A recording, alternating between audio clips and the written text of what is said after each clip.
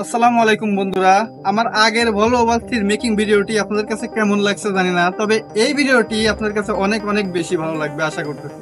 ভিডিওটিতে আমি টেস্ট করতে চলেছি আমার এই বাসটিকে হাইওয়েতে।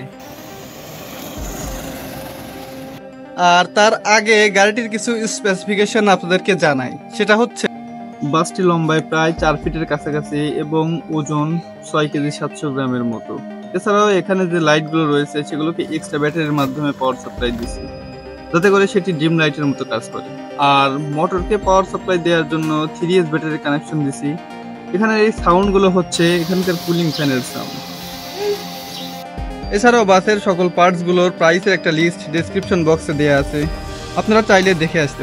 আর আরেকটি কথা হচ্ছে, এই গাড়িটি বানাতে আমার প্রচুর পরিশ্রম করা লাগছে। এই গাড়িটি বানাতে আমার চোখে সুপারগ্লো চলে যায়, যার কারণে আমার হসপিটালে অ্যাডমিট হয়। তো রাস্তায় টেস্ট করার আগে এটার আরও কিছু ফুটেজটি দেখাতে চাই। সেটা হচ্ছে এটা নাইট ভিউ। আসলে এটাতে অনেকগুলো লাইট লাগানো হয়েছে, তাই রাতের ভিউটি এটা আমার কাছে অনেক বেশি ভালো। তো প্রথমে আমি বাসটিকে বাড়ির ছাদেই চালাই, আর এখন ছিল একটু বিকেলের দিক। আর তাছাড়া আমি সন্ধ্যার জন্য অপেক্ষা করছিলাম। এখানে এই ইন্ডিকেটরগুলো একটু লক্ষ্য করুন, দেখুন এটি অরিজিনাল বাসের মতনই কাজ করতেছে। তো যাই হোক, এভাবে সন্ধ্যা নেমে যায় এবং আমি আমার প্রয়োজনীয় ভিডিও ফুটেজগুলো ধারণ করতে সক্ষম হই।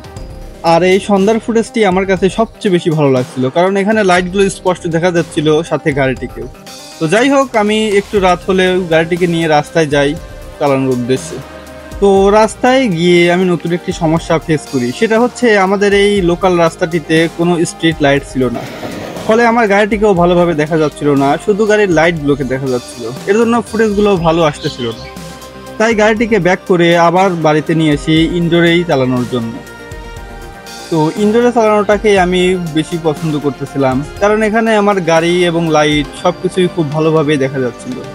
আর তাছাড়া গাড়ির স্পিডটিকে কমিয়ে দিয়েছিলাম, যার কারণে আমি ঘরে বসে থেকে এবং শুয়ে থেকে উভয়ভাবেই চালাতে পারছিলাম। আর এতে আমার ভালোই লাগতেছিল।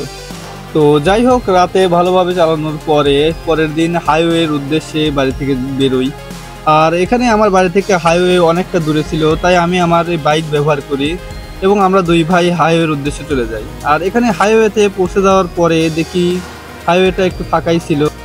তো হাইওয়েতে পৌঁছে যাওয়ার পরে ব্যাটারিতে কানেকশন দিয়ে দেয় এবং ট্রান্সমিটারের স্পিডটি ফুল করে দিই, কারণ আমি এখানে চাচ্ছিলাম গাড়িটির ফুল স্পিডে চালাতে। তাই আর হাইওয়ে ফাঁকা ছিল, তাই এখনই ছিল উত্তম সুযোগ। আর আমি এই সুযোগটিকে হাতছাড়া করতে চাচ্ছিলাম না।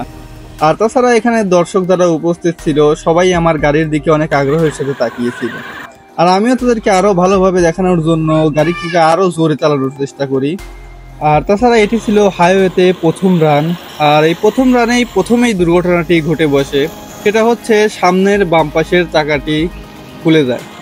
যদিও আমি প্রথমে ভাবছিলাম যে সামনের বাম পাশের চাকাটি খুলে গেছে, এটাকে আবার লাগিয়ে চালানো যাবে, কিন্তু পরে বিষয়টি গিয়ে দেখি আসলে এটি কোনোভাবে খুলে যায়নি, এটা মাঝখান থেকে ভেঙে গেছে। তো এখানে কিছু করার আর ছিল না গাড়িটিকে বাড়িতে নিয়ে আসা ছাড়া। তাই গাড়িটিকে ধরে আবার বাড়িতে নিয়ে আসি এটিকে সারার জন্য। তো গাড়িটিকে দ্রুত বাড়িতে নিয়ে আসার পরে আগে ভাঙা অংশটিকে রিমুভ করে দেই এবং এর জন্য একটি শক্তিশালী চাকা প্রস্তুত করি, যে চাকাটি ছিল আগের চাকাগুলোর তুলনায় অনেক বেশি শক্তিশালী।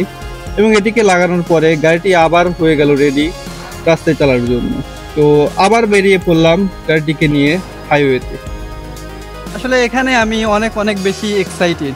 আর হাইওয়েতে অনেক বড় বড় গাড়ির চলাচল আছে, তাই ওখানে একটু চালানো রিস্কি ব্যাপার।